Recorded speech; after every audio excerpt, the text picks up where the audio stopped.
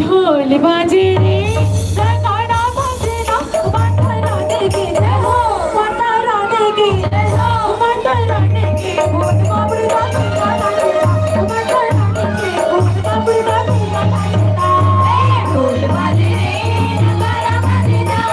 ढोल बाजे रे नगाड़ा बाजे ना माता रानी की माता रानी की माता रानी की भूत बाबड़ी बाबड़ी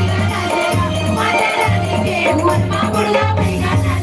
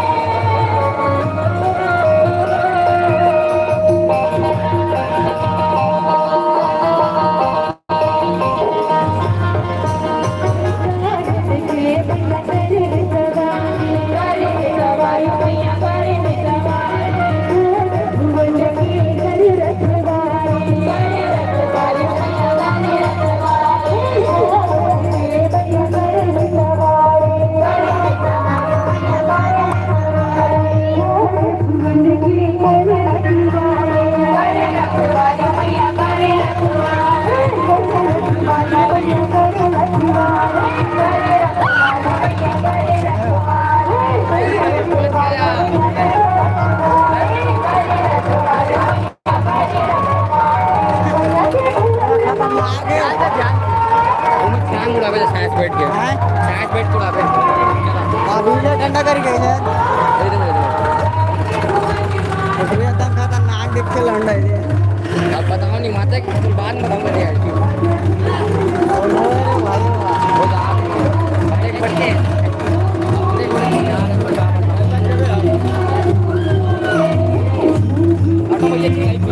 आप उड़ा